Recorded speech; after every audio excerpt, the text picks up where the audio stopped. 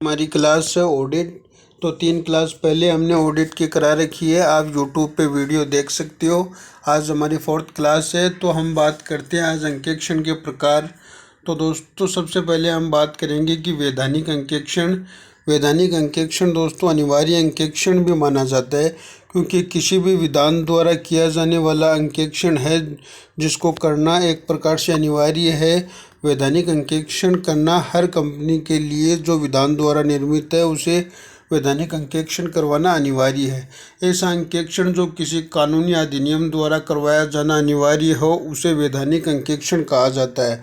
अर्थात वैधानिक अंकेक्षण उसे कहा जाता है जो किसी कानून या विधान द्वारा निर्मित हो, कंपनी उसके द्वारा यह अंकेक्षण करवाना अनिवार्य है। कंपनी अधिनियम 2013 के अंतर्गत बनी सभी कंपनियां, बैंकिंग विनिमय अधिनियम 1949 के द्वारा, आरबीआई एक्ट के द्वारा निर्मित कंपनियां, भारतीय सहकारी अधिनियम 1912 के अंतर्गत निर्मित कंपनियां, इन सभी कंपनियों को दोस्तों अंकेक्षण करवाना वैधानिक अधिकार है कि इनको अंकेक्षण करवाना विधान द्वारा आवश्यक है।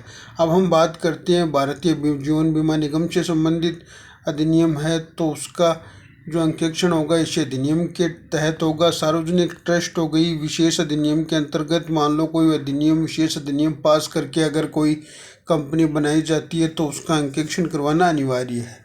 वैधानिक अंकेक्षण की हम बात करते हैं कि अंकेक्षण की नियुक्ति, पारिश्रमिक आदि सब है वो विधान के अंतर्गत ही लिखा गया है और उसी में बताया गया, उसी के अनुसार इसका अंकेक्षण किया जाएगा। तो ये वैधानिक अंकेक्षण की बात हो गई कि वैधानिक अंकेक्षण वो होगा जो किसी विधान द्वारा निर्मित कंपनियों द्वारा करवाया जाता है, जो किसी एक्ट मतलब जो मान लो कंपनी अधिनियम द्वारा निर्मित कंपनियां होती है उन सभी कंपनियों को वैधानिक अंकेक्षण करवाना अनिवार्य है।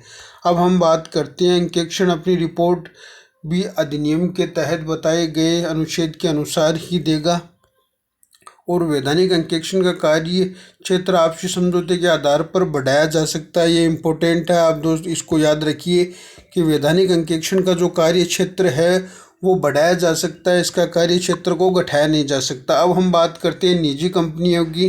निजी कंपनियां कौन सी होती है? वो कंपनियां जो किसी विधान द्वारा निर्मित नहीं है, जो स्वयं द्वारा बनाई गई है, किसी ट्रस्ट वगैरह इनसे संबंधित है, वो सारी कंपनियां क्या कहलाती है?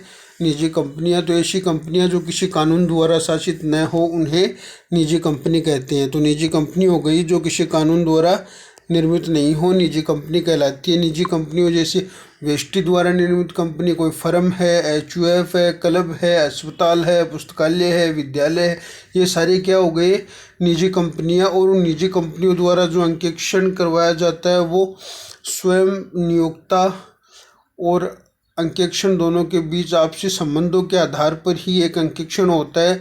अंकेक्षण के अधिकार, उत्तरदायित्व सब नियोक्ता और अंकेक्षण के आपसी सहमति द्वारा तय होते हैं इनमें।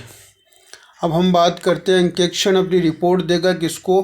अंकेक्षण अपनी रिपोर्ट हमेशा नियोक्ता को देगा और नियोक्ता द्वारा ही उसकी जांच की जाएगी। अब हम बात करते हैं कि अंकेक्षण का कार्य क्षेत्र आपसी समझौते द्वारा बढ़ाया भी जा सकता है और घटाया भी जा सकता है। तो दोस्तों अंकेक्षण का कार्य आपसी समझौते द्वारा तय होता है निजी अंकेक्षण में। अब हम बात करते हैं सरकारी अंकेक्षण। सरकारी अंकेक्षण दोस्तों केंद्र सरकार, राज्य सरकार के सभी विभागों, कार्यालय, संगठनों के द्वारा जो अंकेक्षण करवाया जाता है वो क्या कहलाता है? सरकारी अंकेक्षण। सरकारी अंकेक्षण के लिए अंकेक्षण की नियुक्ति संविधान के अनुच्छेद 148 के अंतर्गत की जाती है। अनुच्छेद 148 के अंतर्गत सीएजी होता है, कंप्ट्रोलर एंड ऑडिटर जनरल, उसके द्वारा सरकारी अंकेक्षण किया जाता है और इसकी नियुक्ति 148 के द्वारा की जाती है और अपनी रिपोर्ट देता है दोस्तों अनुच्छेद 151 के तहत। अनुच्छेद 151 के तहत अपनी रिपोर्ट देगा किसको? केंद्र सरकार को। कौन देगा? सीएजी केक द्वारा। केक द्वारा अपनी रिपोर्ट, ये आगे आप देख लो, केक द्वारा अपनी रिपोर्ट अनुच्छेद 151 के तहत केंद्र सरकार को, और अगर राज्य में जांच कर रहा है तो उसकी रिपोर्ट राज्यपाल को देगा। तो केंद्र में राष्ट्रपति को और राज्य में राज्यपाल को देगा। यदि मामला राज्य सरकार से संबंधित है तो अपनी रिपोर्ट राज्यपाल को देगा, ये हमने आपको बता दिया अभी। केंद्र सरकार के किसी भी विभाग का है तो केग अपनी रिपोर्ट राष्ट्रपति को देगा। मतलब कहने का मतलब ये है कि अगर जांच सेंटर की है तो वो अपनी रिपोर्ट राष्ट्रपति को, अगर जांच राज्यपाल द्वारा करवाई जा रही है या राज्य से संबंधित है तो अपनी रिपोर्ट राज्यपाल को देगा। अब हम बात करते हैं आगे सीएजी के अधिकार उत्तरदायित्व संसद के द्वारा एक बताए गए अधिनियम के द्वारा। अब हम बात करते हैं कि जो केग होगा कंप्ट्रोलर एंड ऑडिटर जनरल, तो उसके अधिकार कर्तव्य जो भी होंगे वो किसी अधिनियम के द्वारा अधिशासित होंगे। अब आगे बात करते हैं केग के द्वारा प्रत्येक राज्य में एक महालेखाकार की नियुक्ति की जाती है। दोस्तों सबसे बड़ा जो ऑडिटर होता है वो केग होता है और उसके द्वारा ही एक महालेखाकार की नियुक्ति की जाती है। ये महालेखाकार, प्रत्येक राज्य में एक महालेखाकार का पद होता है, ये सरकार द्वारा बनाया गया पद है। दोस्तों महालेखाकार राज्य के विभागों के अंदर ही सरकार के उन विभागों का अंकेक्षण करेगा जो राज्य में खोले गए हैं, और जो महालेखाकार होता है जो राज्य में खोले गए अंकेक्षण के विभाग हैं उन सभी की जांच करेगा। अब हम देखते हैं केग अपनी रिपोर्ट, अंकेक्षण रिपोर्ट यदि केंद्र सरकार का कोई विभाग या कार्यालय है तो संसद के दोनों सदनों में तथा राष्ट्रपति के समक्ष रखेगा। और जो केग है अपनी रिपोर्ट केंद्र राष्ट्रपति के समक्ष पेश करेगा और राष्ट्रपति द्वारा संसद में उसको पेश किया जाएगा। और मामला यदि राज्य का है तब राज्यपाल को देगा और राज्यपाल द्वारा उसकी रिपोर्ट को विधानसभा के अंतर्गत रखा जाएगा। अब हम बात करते हैं अगर नगर निगम समितियां, ये ग्रामीण क्षेत्र से संबंधित जो समितियां है, इनकी जांच स्थानीय निधि अंकेक्षण विभाग द्वारा की जाती है। ये दोस्तों RSSMB द्वारा पूछा गया क्वेश्चन है जो पिछली बार अकाउंटेंट में आया था। LFAD local fund auditor department द्वारा की जाती है। अब हम बात करते हैं सरकारी कंपनी के अंकेक्षण से संबंधित अधिनियम 2013 में क्या क्या प्रावधान है। सबसे पहले हम धारा 139(5) में देखते हैं कि सरकारी कंपनी के नियमित अंकेक्षण की नियुक्ति। सरकारी कंपनी का जो नियमित अंकेक्षण है उसकी नियुक्ति 139(5) के द्वारा की जाती है। धारा 139(6) में बात करें तो सरकारी कंपनी के पूरक अंकेक्षण की नियुक्ति की बात करेंगे, और 139(7) में बात करें तो सरकारी कंपनी के प्रथम अंकेक्षण की नियुक्ति की जाती है। सहमति अंकेक्षण, सहमति अंकेक्षण क्या होता है कि दोस्तों एक प्रकार से राज्य सरकार और केंद्र सरकार द्वारा अपने खर्चों को जांच के लिए एक अंकेक्षण करवाया जाता है, तो उसे कहते हैं सहमति अंकेक्षण। सहमति अंकेक्षण एक सीमा तक होता है। सीमा क्या होती है कि जैसे ऐसे खर्चे हैं जो राज्य सरकार और केंद्र सरकार से अनुदान प्राप्त करने वाली संस्था है जैसे, तो उस राशि तक के सभी खर्चे महालेखाकार द्वारा किए जाते हैं, तो उसको क्या कहते हैं, सहमति अंकेक्षण। ऐसी संस्था यदि अन्य खर्चों का अगर जांच करवाती है तो उसे कहते हैं हम सहमति अंकेक्षण। एक प्रकार से कुछ खर्चे जो लिमिट के अंदर है वो तो महालेखाकार करेगा, और उसके अलावा अगर सरकार महालेखाकार से जांच करवाती है, मतलब सेंटर द्वारा केग द्वारा नियुक्त महालेखाकार अगर कुछ खर्चों की जांच जो नियमित करता है उसका अधिकार है वो तो जांच करेगा, वो अलग से होगी। और अगर उसके अलावा अगर राज्य सरकार उससे कुछ खर्चों की जांच वगैरह करवाती है तो उसके लिए क्या लेगा, अलग से कार्य करेगा, उससे एक प्रकार से सहमति होगी। जैसे मान लो राज्यपाल और महालेखाकार के बीच में सहमति होकर अगर कुछ अन्य कार्य करवाए जाते हैं ऑडिट के, तो वो क्या कहलाएगा, सहमति अंकेक्षण। अब हम बात करते हैं सतत चालू अंकेक्षण। सतत अंकेक्षण वो होता है दोस्तों जो लगातार कंटिन्यू चलता रहता है। रेगुलर जो अंकेक्षण होता है वो क्या कहलाता है, सतत और चालू अंकेक्षण, इन्हीं के नाम है ये सतत चालू निरंतर।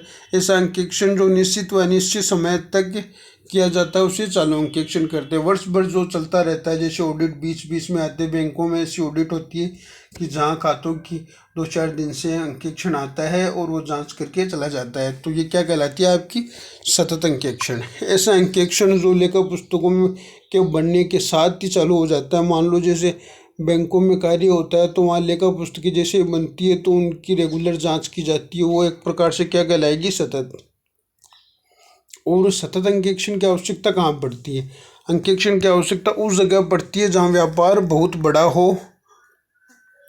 और रिपोर्ट की आवश्यकता जल्दी पड़े, जहाँ रिपोर्ट की आवश्यकता भी जल्दी हो, व्यापार भी बड़ा हो, तो वहाँ इस प्रकार का अंकेक्षण आवश्यक होता है। चालू अंकेक्षण में अधिक खर्चीला होता है। अधिक खर्चीला क्यों होता है? क्योंकि रेगुलर जांच होती है। रेगुलर जांच होगी तो ऑडिटर का खर्चा अधिक होगा, और ये खातों को अपडेट रखता है, मतलब रोजाना जांच होगी तो खाते उसमें अपडेट रहेंगे। चालू अंकेक्षण सामान्य बैंकिंग संस्थाओं द्वारा किया जाता है। ये दोस्तों इंपॉर्टेंट क्वेश्चन है, आपको पूछ सकता है कि चालू अंकेक्षण जो जांच करवाई जाती है वो कैसी है? रेगुलर जांच है, और ये बैंकिंग संस्थाओं के द्वारा की जाती है। तो यहाँ 3 इंपॉर्टेंट क्वेश्चन बन रहे हैं कि चालू अंकेक्षण में खाते अपडेट रहते हैं, और इसमें बैंकिंग संस्थाओं के द्वारा करवाया जाता है ये अंकेक्षण। यह अंकेक्षण अधिक खर्चीला है। खर्चीला इसलिए है क्योंकि रेगुलर बेस पर जो कार्य किया जाता है।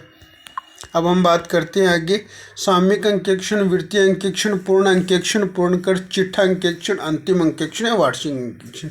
ये एक ही अंकेक्षण के नाम है, सामयिक अंकेक्षण या वार्षिक अंकेक्षण, क्योंकि वार्षिक अंकेक्षण वर्ष के अंत में किया जाता है। अंतिम अंकेक्षण भी एक ही बात है, क्योंकि बैलेंस शीट बनने के बाद, लाभ हानि व्यापार खाता बनने के बाद जो अंकेक्षण किया जाता है वो क्या कहलाता है? वार्षिक अंकेक्षण। वित्तीय अंकेक्षण, वित्तीय अंकेक्षण भी 1 अप्रैल से 31 मार्च तक चलता है, तो ये भी एनुअल हो गया। पूर्ण अंकेक्षण, जब साल का एनुअल डे होता है उस दिन जो अंकेक्षण किया जाता है वो एक प्रकार से पूर्ण अंकेक्षण हो गया। पूर्ण अंकेक्षण का ही अर्थ सेम है। तो अब हम देखते हैं, ऐसा अंकेक्षण जहां व्यवसाय का आकार छोटा हो, लेन देन की प्रकृति सरल हो, रिपोर्ट की आवश्यकता जल्दी न हो, वहां ऐसा अंकेक्षण किया जाता है। क्योंकि दोस्तों कंटिन्यू जो अंकेक्षण किया जाता है वो चालू अंकेक्षण हो गया, जो साल की एंडिंग में किया जाता है वो आपका वार्षिक अंकेक्षण हो गया। इस प्रकार के अंकेक्षण में अंकेक्षण खाते वित्तीय विवरण बनने के बाद संस्था में आता है, और वहाँ एक बार संपूर्ण अंकेक्षण का कार्य पूर्ण कर लेता है।